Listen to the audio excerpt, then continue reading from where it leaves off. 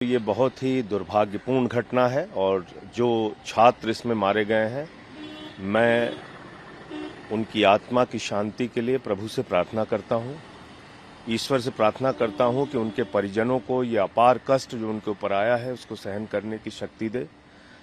जहां तक इस घटना का विषय है, कई कोचिंग सेंटर अपने बेसमेंट में इलीगल तरीके से लाइब्रेरी चलाते हैं, क्लासेज चलाते हैं, जो पूरी तरह से गलत है।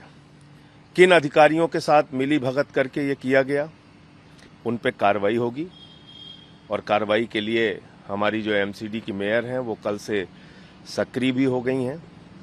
हमारे डॉक्टर शैली ओबराय, हमारे स्थानीय विधायक और शैली ओबराय जी, वो लोग वहाँ मौके पे भी रात भर मौजूद रहे।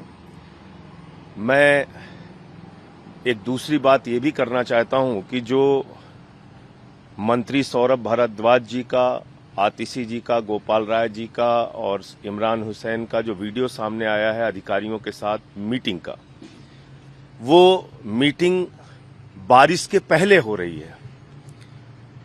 उस समय उन्होंने, मंत्रियों ने बार बार कहा कि डीसिल्टिंग कराइए, नाले जाम हो गए हैं, पानी भर सकता है, अभी बारिश जब शुरू होगी समस्या आ सकती है और लंबे समय से ये समस्या है।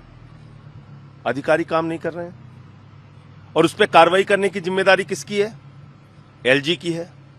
तो मैं बीजेपी वालों से पूछना चाहता हूं कि दिल्ली के लोगों को आप सजा दे रहे हैं, उनकी जिंदगी आप नरक बनाना चाहते हैं। आपने जबरदस्ती करके सुप्रीम कोर्ट के आदेश के बावजूद आपने एक नोटिफिकेशन जारी करके, एक अध्यादेश जारी करके दिल्ली के सारे अधिकार ट्रांसफर पोस्टिंग के छीन लिए और अब जब कार्रवाई करने की बात आती है तो एलजी के साथ मिलकर आप साजिश रच रहे हैं। ये बीजेपी की गहरी साजिश है कि दिल्ली को नरक बना के रखो, बर्बाद करके रखो। इनको एक्सपोज करेंगे, इनको पूरे देश और दिल्ली के सामने इनको एक्सपोज करेंगे। और मैं तो माननीय सुप्रीम कोर्ट से और सीजीआई महोदय से भी कहना चाहता हूं कि कृपा करके देखिए क्या हालत बना रखी है इन्होंने। ऐसी साजिश आप रच रहे हैं कि नाले भरे रहें, बाढ़ आ जाए, कोई फर्क नहीं। मंत्री बार बार कहते रहे आपको साइट जाने का मौका नहीं है, आपको कार्रवाई करने का मौका नहीं है।